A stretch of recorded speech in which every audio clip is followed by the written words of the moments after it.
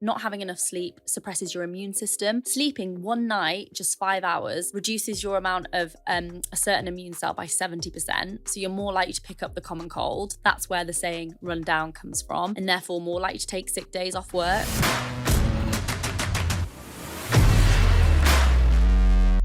So sleep, we talked about sleep a minute ago, obviously being a big part of the jigsaw as well. Yeah. I mean, what tips or advice have you got for sleeping better? I love that question. I honestly could talk the whole hour about sleep. It's something I'm definitely interested in. I used to be someone who really thought of sleep as being lazy. You know, if I slept in on a weekend, I'd think I've wasted part of the day. There's so much to be doing. And actually, I think the first step to getting better sleep is to allow yourself to get better sleep and to lose that narrative that sleep is lazy. You know, we live in a culture where there's sayings, you can sleep when you're dead, or no rest for the wicked. And you see lots of influential figures saying they sleep 4 hours a night. But actually, once you learn the detrimental effects of sleep deprivation on your health and the positive effects of sleeping, it changes your whole mindset. And just to put that into perspective, you know, your audience on this podcast are lots of entrepreneurs. Look at the big companies like Google that have put sleep pods into their office, or Nike headquarters in America have relaxation rooms and flexible working hours so you can work in accordance to your circadian rhythm, so your sleep pattern. Or P&G also have some sleep policies. I can't remember off the top of my head. That's because there was a study in the UK that showed because we're not sleeping enough, it costs a nation like 2% GDP, which in the UK is like £40 billion a year. And that's because not having enough sleep suppresses your immune system. Sleeping one night, just 5 hours, reduces your amount of a certain immune cell by 70%. So you're more likely to pick up the common cold. That's where the saying run down comes from, and therefore more likely to take sick days off work. It reduces your concentration, ability to problem solve. Sleep deprivation even influences the way that you can interact with people. So your ability to pick up social cues.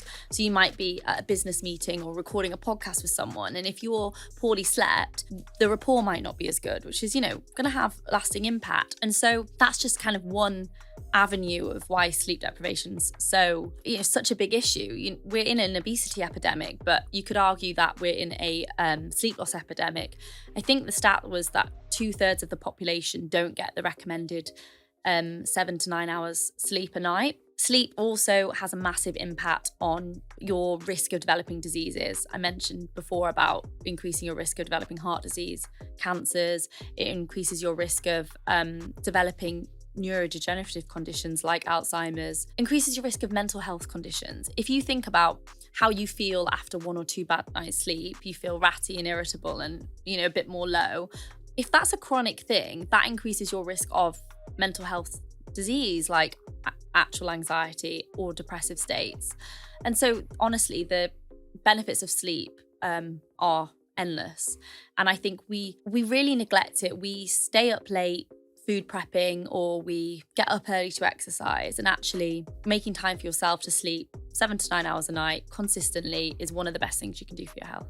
I called a member of staff about 2 weeks ago, and she was having a nap at 11 o'clock in the morning. If I'd have only spoken to you before, I might have been more empathetic and not fired her. Honestly, I read some studies that a 20-minute afternoon nap, no longer, is actually really good for boosting your productivity in the afternoon. So, you know, being more alert, being better at problem solving. Well, I had I went to a seminar a couple of years back, and there was a guy, and I've been meaning to get him on the podcast actually to talk in detail, but I think he was called Nick something or other. He's like a sleep doctor, sleep expert. He's got a book out, and I remember a couple of the things he talked about at the time were like the importance of power naps, but also, which I found quite interesting, that we all have like different sleep clocks, I guess, if that's the way, and that, you know, we think we all kind of have that pre-programmed natural, we go to bed at whatever 10 o'clock and we get up at 6, but sometimes you're better off sleeping from 4 a.m. until 11 a.m. if that's what suits you. And we have this inbuilt circadian rhythm in our brain. I mentioned it a moment ago. Nike head office allow you to work in accordance with your circadian rhythm. So when you get these night owls or like early birds, it is a genuine scientific thing. I think it's really interesting when you think about teenagers, because teenagers' circadian rhythm is shifted. So naturally they'd want to go to sleep later, so midnight onwards, and then wake later. But we put teenagers through some of the most stressful exams and like high stakes situations, with exams starting at 9 a.m, which to you and I might be the equivalent of 4 a.m. And so the circadian rhythm is really interesting. And I think, as we've become a bit more flexible with working, I think more and more people will tap into that.